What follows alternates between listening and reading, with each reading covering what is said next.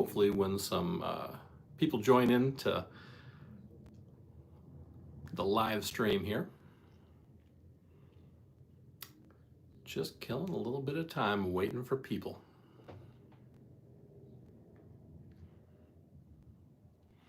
Are you guys maybe watching this from a cruise ship? I just got off one myself. My wife and I just got done with a 10-day cruise to Alaska, our first Alaska cruise, and it was the first Alaska cruise of the season for Carnival Cruise Line, which was kind of cool. It was really, really fun. Alaska is frickin' beautiful. Absolutely beautiful, Alaska. I hope you all get a chance to check it out sometime. But we have some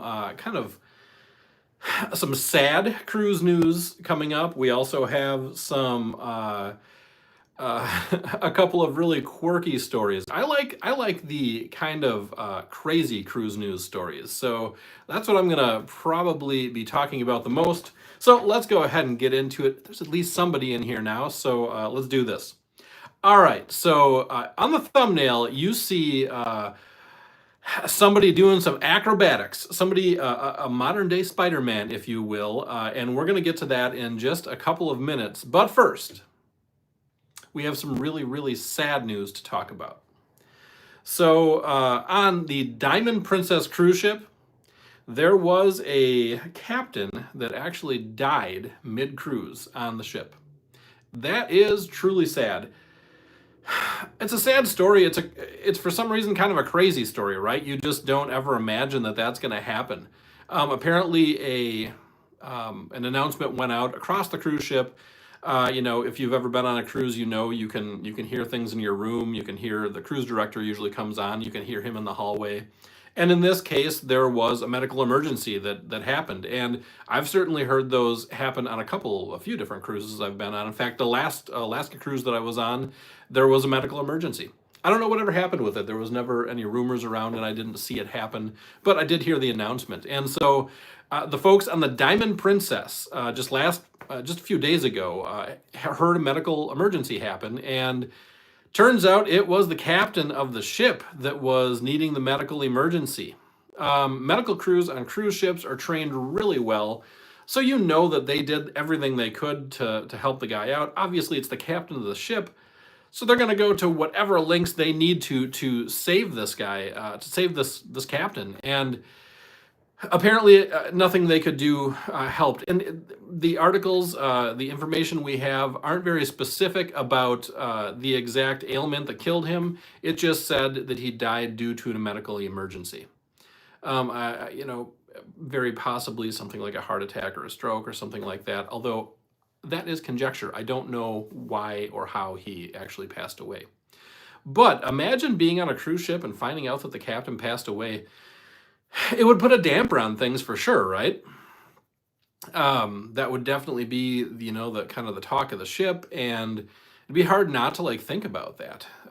So anyway, yeah, serious business on the Diamond Princess. My heart goes out to the family and friends and everybody, all the Princess crew and everybody. It's truly a sad thing. And I do want to mention his name. I want to see if I can get it right. He was an Italian ship captain. And man, there are a lot of Italian ship captains I've noticed out there. Anyway, his name was Captain Michael Bartolome.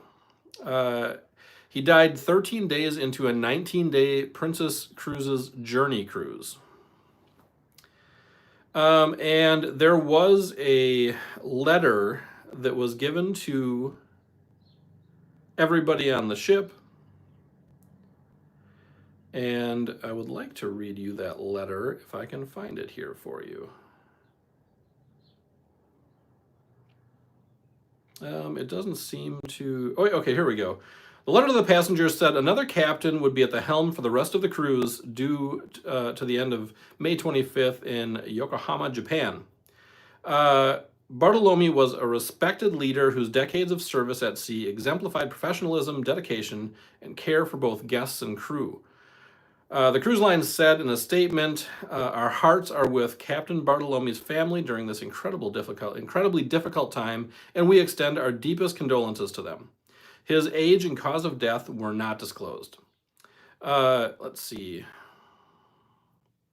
Bartolome, who studied at nautical schools in Italy and lived in Canada, was about to mark 30 years of service with the company. So that's pretty wild. The gentleman was captain, or was at least working with Princess Cruises for 30 years, made it all the way to captain, and he died. He died on the ship. That's sad, and like I say, my heart goes out to his family. I would like to change the subject now, though, and go on to another story, because that one is sad. It just makes me sad when I think about it. Cruising, generally doesn't make a person sad. Cruising makes people happy, right? So let's get into this next story. I'm going to save the best for last. The thumbnail story is coming up here, but you're going to have to wait for it for just a minute or two, because it's pretty special. This one's pretty special too, though. So we have a couple of older ladies who, let's see, on April 17th, decided to, in Mexico, buy 750 or like 749 cartons of cigarettes. Somehow, they went to Mexico and transported 749 cartons of cigarettes onto the cruise ship and stored them, presumably in their stateroom. That would take up a lot of space, honestly. That's a lot of cigarettes. It's like 150,000 cigarettes. Can you imagine 150,000 cigarettes? That's rough.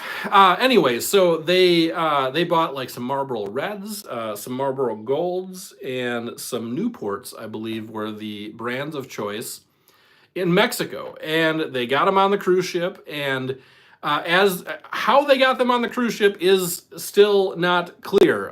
When they were coming, maybe they did it in sections. They would go get like 100 cartons of cigarettes and have like 3 suitcases full, maybe it would take to do that. But anyway, they somehow got them on the cruise ship, and the problem for them came up when they were leaving the cruise ship. I'll tell you what, when you leave a cruise ship, for the most part, if you're just leaving with 1 or 2 bags and a backpack or something, customs is usually a breeze. You just walk up to customs, they look at your passport for 2 seconds. Sometimes they don't even look at your passport. And now there's the facial recognition thing that you sometimes walk through when you leave a cruise ship.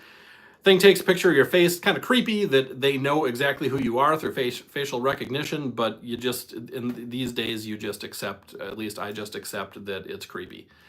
They know what I look at on the internet. They know where I cruise to. They know, they can track my credit card to see where I get gas for my car.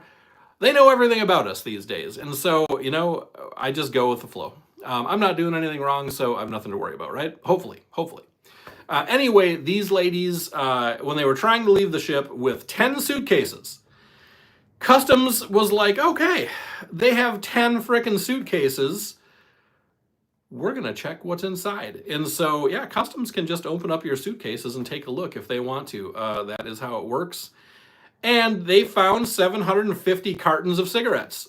These ladies had 150,000 cigarettes, single individual cigarettes, 750 cartons. And presumably, these ladies were going to, they bought them in Mexico on the cheap, and they were going to bring them into the United States and make what they say like $60,000.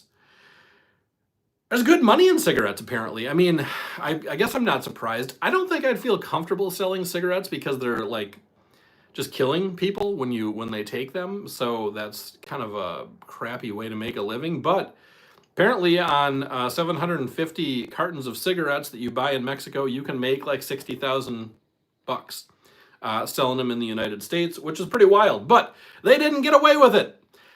I don't know why they thought they could do that, but they did. They had 10 suitcases. They got caught. They did have receipts for all the cigarettes. They're like, hey, man, I've got the receipts. I've got the receipts. We're good. But they weren't good. There are a lot of laws requiring different kinds of certification and I think packaging of some kind. Let's see if I can find the specifics here. The importation of tobacco products is highly regulated from both tax and consumer safety perspectives. There's really nothing safe about cigarettes, I'll tell you that much. See, travelers who intentionally disregard U.S. importation laws and regulation often pay a high price. The examination of the 10 pieces of luggage resulted in the discovery of 326 cartons of Newports, Newport 100s, the long ones, 58 cartons of Newport regulars, 112 cartons of Marb Reds. I used to smoke. I know the lingo. 43 cartons of Marb Silvers. I've never had that's after my time. And 210 cartons of Marb Golds. Based on low-end estimation of $80 a carton in the state of California, the selling illegally imported cigarettes could yield profits for underground vendors due to the low cost of cigarettes when purchased overseas and the version of taxes owed upon import. So yeah, they were trying to make some quick cash, and they got caught. People trying to do the craziest shit on the craziest stuff. I guess I don't know if I should swear on this, on cruise ships. I got into the cruise news, and you're just every day, or every week. I don't know. It's not every day, but like you're blown away by the crazy things that people try to do. It's just a wild world, the cruise world. It's kind of fun to be a part of it. So anyway, yeah. They seized all those cigarettes. The ladies, they haven't been charged yet with anything, so we don't know what the penalty is, but we do know that they took all their cigarettes, and buying 750 cartons of cigarettes, even in Mexico, cheaply, is probably a lot of money. So they lost all that money. Yeah, rough go for these ladies trying to make a quick buck. What do you guys think? Should people be able to just bring goods in from other countries and be able to sell them in the US? I mean, on one hand, I can kind of see that. It's like it's hard to make money these days. It's like there's so many regulations, and with things like cigarettes and stuff like that, I kind of get it because there's safety involved and whatever, but the world's a lot less free than, it seems like it should be in some ways. Tell me in the comments what you guys think. So anyway, we are going to go over to our main story of the day, the thumbnail story. All right, this is the mooring rope story. A 29-year-old man was arrested and charged after climbing onto a cruise ship in Australia, but that's actually not correct. From what I understand, the guy was not able to make it all the way across the mooring lines. You guys saw the thumbnail, hopefully. You see him dangling in the middle of the mooring line. Apparently what happened is he made it like halfway or a little past halfway on the mooring line, which is impressive. That's an impressive climb. He's way up, dangling over the water on a cruise ship mooring line. This guy, don't ever do that. That's a stupid thing to do. The guy's, nuts for sure for doing this. But like on some small level, I'm like, that's pretty badass, man. You were like, I'm going to do it. I'm going to climb that mooring line. I don't know if he was like really just trying to, it seems like there's different ways you could sneak onto a cruise ship, considering it was broad daylight. He climbs up, everybody's watching. There's people watching from the cruise ship. You can see it in the pictures. There's people watching from down on the port. There's a guy scaling the mooring line. He wasn't like incognito in the least. It wasn't like a night operation where he was going to sneak onto the cruise ship and nobody was going to see. People were for sure going to see. It's like he wanted people to see that he was climbing up there. It's pretty nuts. I'm not saying you should do it. I'm just saying this guy kind of makes me smile in his life of adventure, obviously.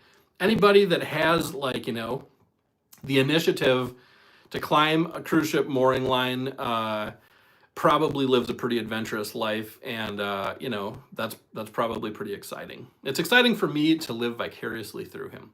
So imagine dangling halfway up the mooring line. I don't know if he ran out of energy, if he realized at some point he was going to get caught, whatever the reason. It gets steeper as you go. It probably gets harder, but at some point, the crew did go ahead and lower the mooring line. The police had shown up in a boat, so there was a boat hanging below, and they lowered him right down into the police boat, waiting in the water. At that point, he went to the Day Street police station, and he was charged with a few different crimes. You think to yourself, what are the crimes? I mean, what really law did he break by doing that, right? And let me see if this article spells out the the authorities did not share a motive for the man's actions. I think it's because he wanted to see if he could do it. I really do. Maybe he was drunk, whatever, I don't know. But I think he was looking at that mooring line like, I think I could do that. And it's like why people swim across lakes and stuff like that. And sometimes that doesn't work out well. Let's see here. He was charged with 3 offenses and is due in court next month. Yeah, this one doesn't identify the 3 different charges, but it was like 3 different violations of like zones. It's like he was in an unauthorized zone. He was in a unauthorized water zone. I don't remember the exact wording. It really doesn't matter, but 3 charges. It was like, what, I was trying to think, what did he really do wrong? But he just was where he wasn't supposed to be. He wasn't endangering anybody but himself. That's still not the right thing to do. Anyway, so yeah, very interesting. Once again, it just blows me away what people do. Saw the mooring line on the cruise ship and was like, I'm climbing that thing. I love that. I love it and I don't love it. I'm not saying you should do it. I'm just saying it's interesting and kind of makes me smile when I read about it, but it's a bad idea. Don't ever do it. All right, so that is going to wrap up the 3 stories I picked out for the cruise news this time around. So hopefully you guys will join me again for some more cruise news in the near future. Until then, adios.